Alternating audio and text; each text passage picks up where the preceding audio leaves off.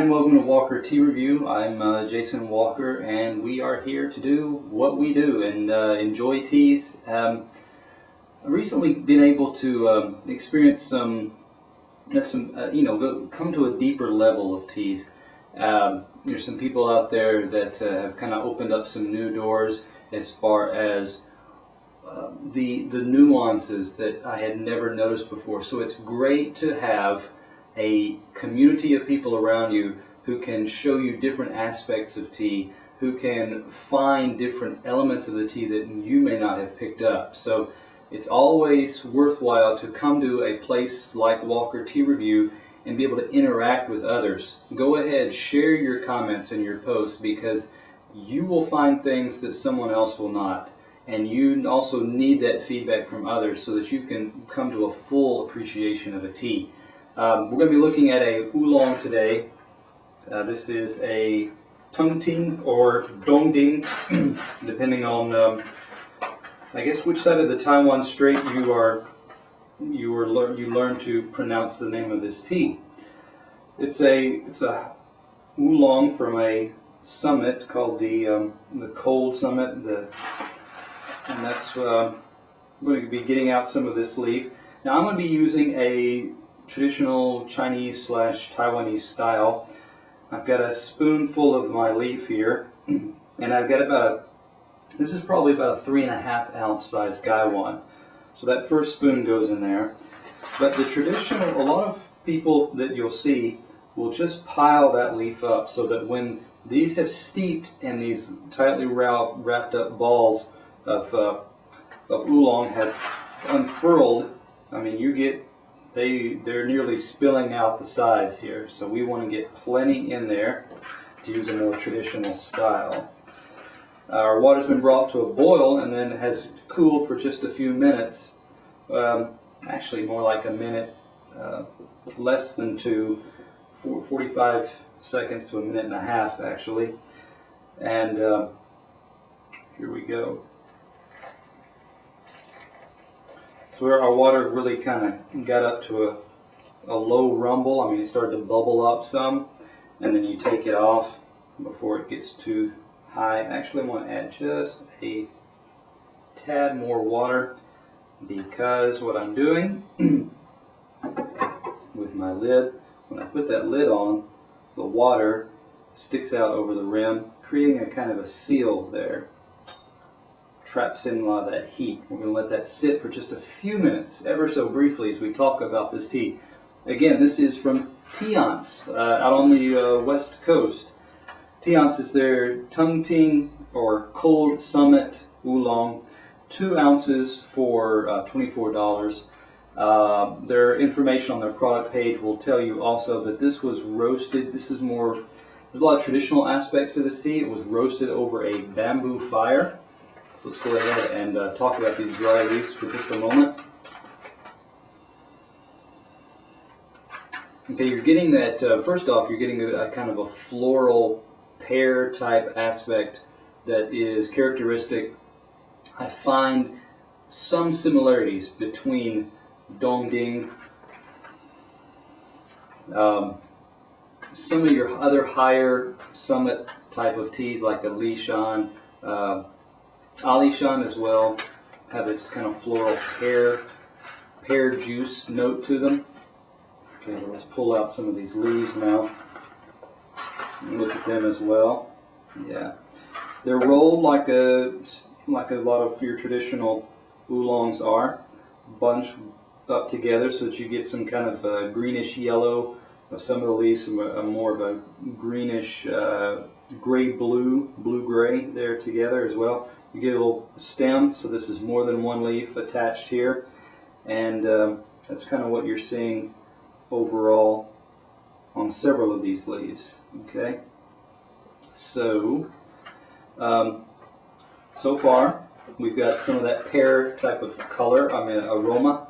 We've got some standard or expected colors there. We've got those tightly wrapped, wound balls of tea leaf pairs, leaf sets, sometimes 3.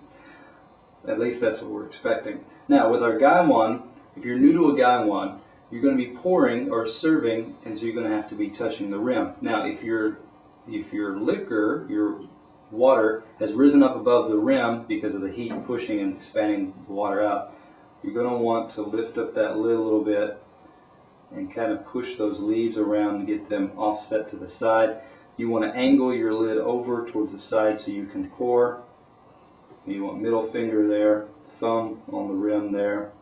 Index finger holds your lid in place. You can find a lot of this equipment on or you can find information about the teas and the equipment on our future episodes page. It'll give you some ideas on things like electric kettles, gaiwans, aroma cups, which is another Taiwanese, maybe not invention, but at least innovation. Okay, so let's talk about this wet leaf before I get too eager for that cup there. All right.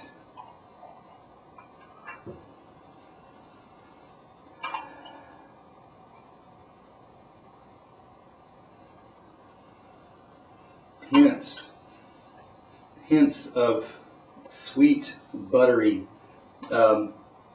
cakey almost. I mean, there's a honey buns. I mean, there's that sweetness there. There's that bit of a kind of a toasted bread type of note to it.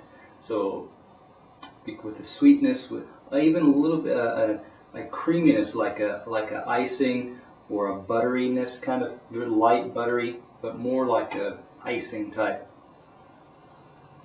So you are getting a sweetness there. You're getting a bit of a cakey type note.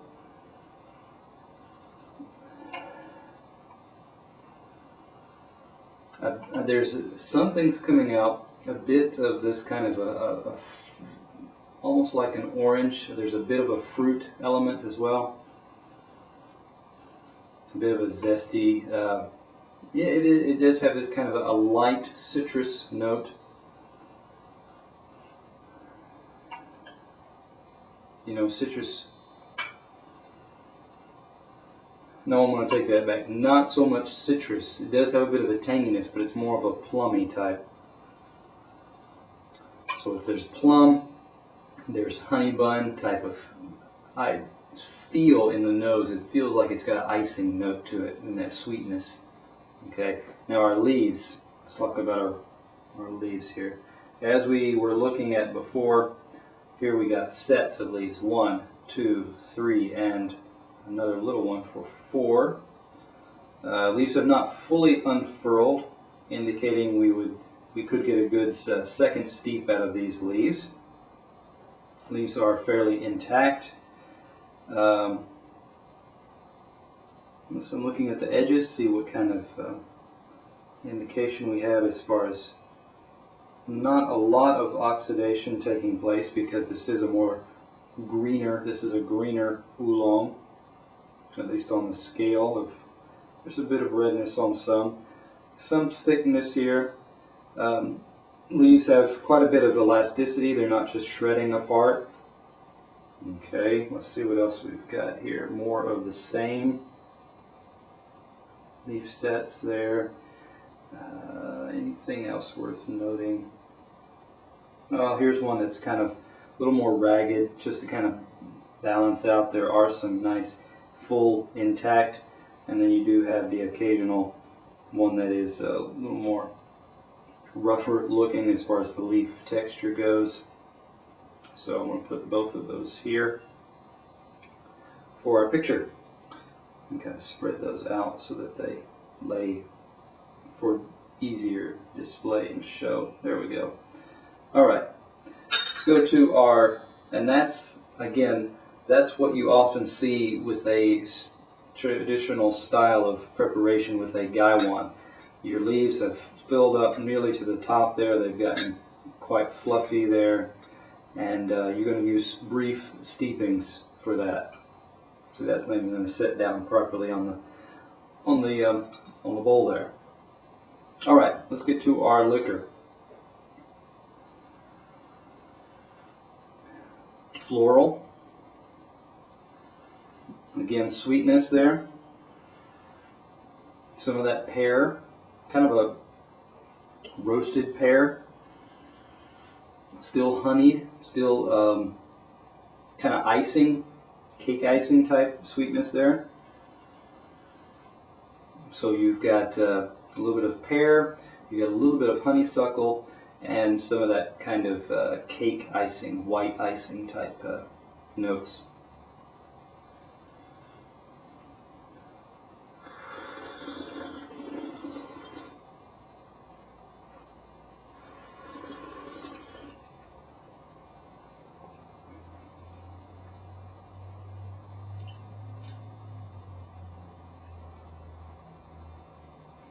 One more time.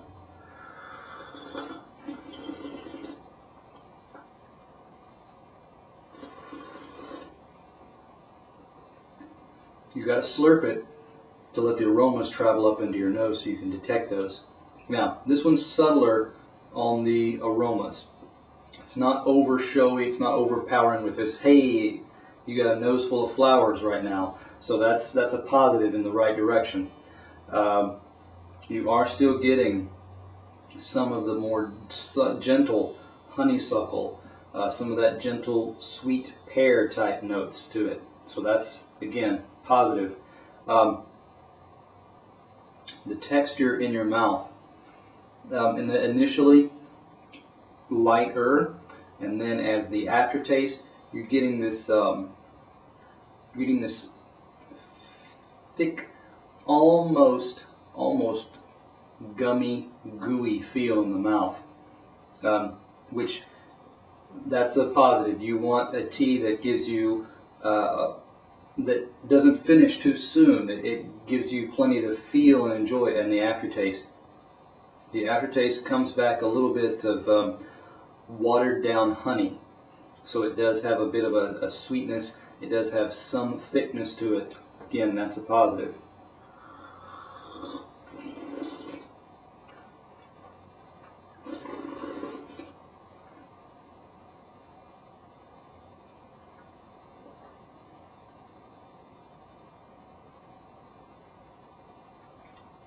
Astringency is low, but the bitterness is non-existent really. The astringency does come out more in the aftertaste, I should say. It does give this kind of almost like your tongue is puffy. It does have that kind of feel that astringency gives you the sensation that something has just dried out your tongue. But that balances with that kind of thickness in the mouth, especially on the sides of the tongue. Yeah, and sides of the tongue and kind of underneath the tongue as well. So when you look at this tea as a whole, leaf set or leaf, dry leaf, usual as expected. Wet leaf, we had some nice full-size sets there. We had some leaves that had some good elasticity to them, had nice color to them as well. Fairly good floral aromas coming off of the wet leaf there. When you get to the cup, the floral doesn't overpower. It's not fake, perfumey. It gets into a kind of a thickness in the mouthfeel. It gives stringency that balances, a nice balance with the sweetness, with the thickness of that mouthfeel, and that carries on. Even though this is a lighter oxidized, it continues to bring those nice sweet notes to it. So when you look at this tea as a whole, we would give this tea, it's probably one of the best showing that I've come across in a while. So I'm going to give it a 93. Definitely worth trying and comparing to other DongDings. Is it the epitome? No. Is it excellent? Yes. That's why it's got a bit of a higher price. This is, if you want to get into a DongDing, don't start cheap and low, or you'll get put off and you'll miss out on a lot. Try something like this that's going to give you a good introduction, and come back. Tell us your experience. Did you uncover all those nuances of the tea, and share what you found here at Walker Tea Review?